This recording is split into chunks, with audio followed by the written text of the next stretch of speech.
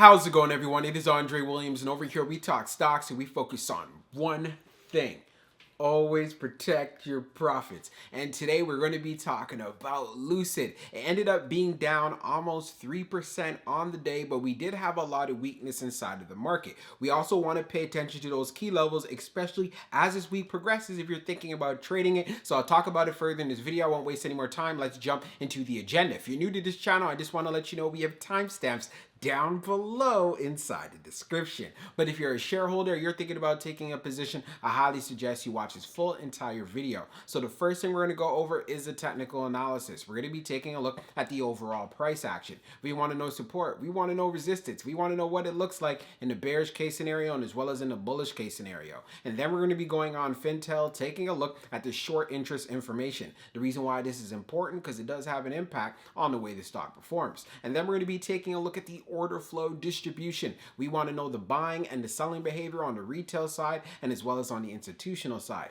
And then when all of that is done, we'll be going into the final thoughts and as well as some more details. So let's get to it. So we're going to do a technical analysis for Lucid. Let's see how it performed on the day. So it ended up closing at $25.90, being down 2.81%.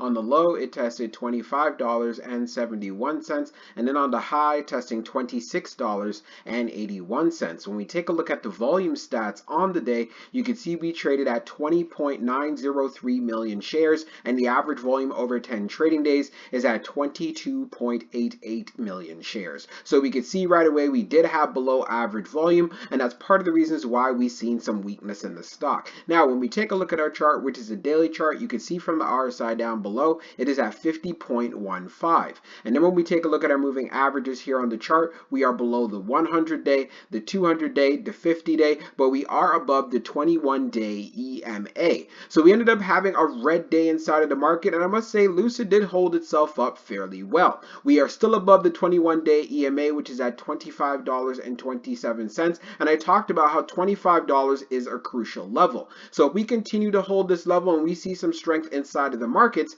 I'm going to be looking forward to seeing Lucid get to $27.50. Remember, on the previous day, we got to around $27.25. So passing this area is going to be key for us to have that breakout. And if we get that breakout, we could possibly see a move right here to the 50-day right at $29. And that's where I would say, you know what, things are going to start looking really bullish, especially if the market is picking up. But if we end up breaking through this 21-day EMA, or if we decide to consolidate below $25, then the next area of support that you're going to want to see some strength is right here around $24.14. So knowing these levels is going to be very important because breaking through this $24 area could send Lucid back down into the 22s. So let's see how it performs going into tomorrow, but what you want to see is it continuing to hold up $25. Let's take a look at the short interest information. So we're going to take a look at the short interest information for Lucid. So for the off-exchange short volume ratio, it is at 52.21%, and then for the off-exchange short volume, it is just over 7.37 million shares.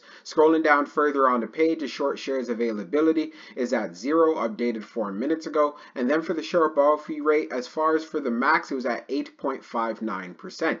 And then when we take a look at the history of the short volume, we can see for the close of the 21st, it was at 54.12, and then for the close of the 22nd, being at 52.21. So what this shows us, Lucid does continue to have short squeeze potential. Now let's move on to the order flow distribution. Now let's take a look at the order flow distribution for Lucid. So we see on the inflow it's at 88.71 million, and then on the outflow it's at 94.28 million. So overall we had an outflow day. Taking a look at the breakdown, on the large it was 1.16, on the medium it was 58.31, and then on the small it was 29.24. Taking a look at the outflow side, you can see on the large it was 5.37, on the medium it was 62.94, and then on the small it was 25.97. Taking a look at the large scale orders in the last 5 days, you can see for today, March the 23rd, it being that outflow of negative 4.21 million. Analyzing the numbers even further for the small scale orders that tends to represent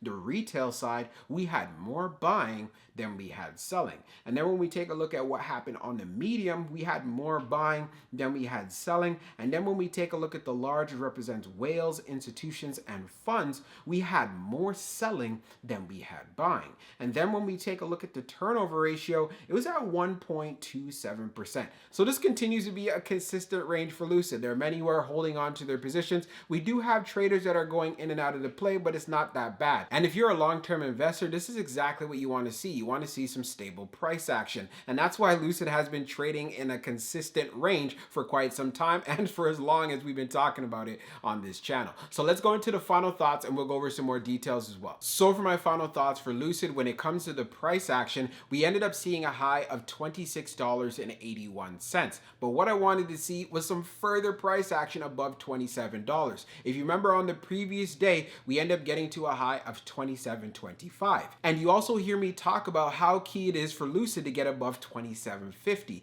If it can get above $27.50, that's where Lucid can get to around $29. Since it was unable to do that for today, going into tomorrow, you're going to want to see it hold up the $25 level, most preferably above $25.21. This is where we have the 21-day EMA. If it's able to consolidate above this range or within this range, then we can look forward to seeing how well it can perform, especially going into next week. But we need to see strength inside of the market, especially when it comes to the tech sector. We know that Lucid is in the NASDAQ 100, so if the NASDAQ can pick back up, that's when we can start seeing some strength in the stock. But as for now, there's a lot of uncertainty. There's a lot of volatility. We've talked about it for quite some time on this channel. We talked about how Jerome Powell was all laid back and cool, and now he's all hawkish, talking about raising of interest rates by 50 basis points. So just knowing this market is going to continue to be very choppy. That's why if you're going to be trading it, you have to have a solid game plan.